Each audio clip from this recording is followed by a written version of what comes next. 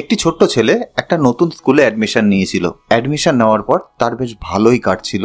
বেশ কিছুদিন যাওয়ার পর সে হঠাৎ করে তার টিচারের কাছে গেল। টিচারের কাছে গিয়ে বলল সে তার ক্লাস চেঞ্জ করতে চায়। তখন তার টিচার তাকে জিজ্ঞাসা করে কি কারণে সে তার ক্লাসটি চেঞ্জ করতে চায়। তখন সেই স্টুডেন্ট বলে যে আমি যখন প্রথমবার এখানে এসেছিলাম তখন আমি ভেবেছিলাম সমস্ত কিছু বোধহয় এখানে ঠিক আছে, কিন্তু কিছুদিন যাওয়ার পরেই আমি দেখতে পেলাম যে এইখান যে পরিবেশ আছে সেই পরিবেশ খুব একটা ভালো না। চারিদিকে টক্সিক একটা পরিবেশ, একে অপরকে নিয়ে সবসময় সমালোচনা করছে, কার কোথায় খামতি আছে সেই নিয়ে আলোচনা হচ্ছে। আমি এখানে এই ক্লাসে ঠিক মতন পড়াশোনায় কনসেন্ট্রেট করতে পারছি না, কেননা এই যে পরিবেশ আছে সেটা ঠিক নয়। তখন তার টিচার বলল ঠিক আছে, আমি তোমার কথায় একেবারেই সহমত পোষণ করি, তুমি যেটা বলছো একেবারে ঠিক কথা, কিন্তু তুমি তোমার ক্লাস চেঞ্জ করার আগে তোমাকে একটা কাজ আমার জন্য করতে হবে।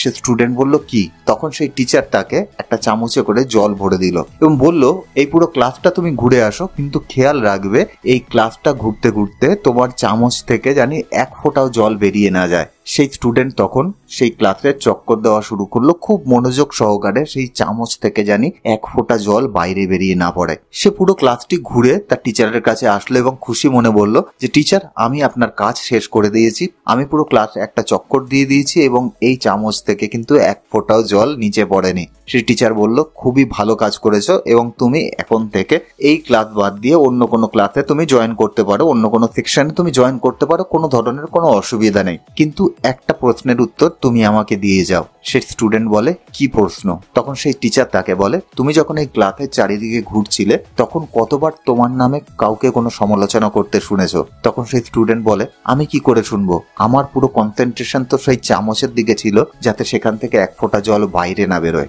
তখন তার টিচার বলল এটাই কিন্তু আমাদের জীবনের আসল রহস্য, আমরা যদি আমাদের কাজে ঠিক মতন ভাবে কনসেন্ট্রেট করতে পারি তাহলে কিন্তু আমাদের খেয়ালই থাকে না কে আমার সমালোচনা করছে নাকি কে আমার প্রশংসা করছে। তা তুমি যদি তোমার কাজে 100% একাগ্রতার সাথে করতে পারো তাহলে কিন্তু তোমার খেয়ালই থাকবে না তোমার নামে কেউ সমালোচনা করছে কি করছে না। তখন সেই স্টুডেন্ট কিন্তু তার ভুল বুঝতে পারলো এবং তখন থেকে সে চেষ্টা করলো সে জানি তার নিজের যে কাজ আছে পড়াশোনা সেখানে 100% কনসেন্ট্রেট করতে পারে, তাহলে চারিদিকের মানুষ কি বলছে সেই ব্যাপারে তাকে খেয়াল রাখতে হবে না।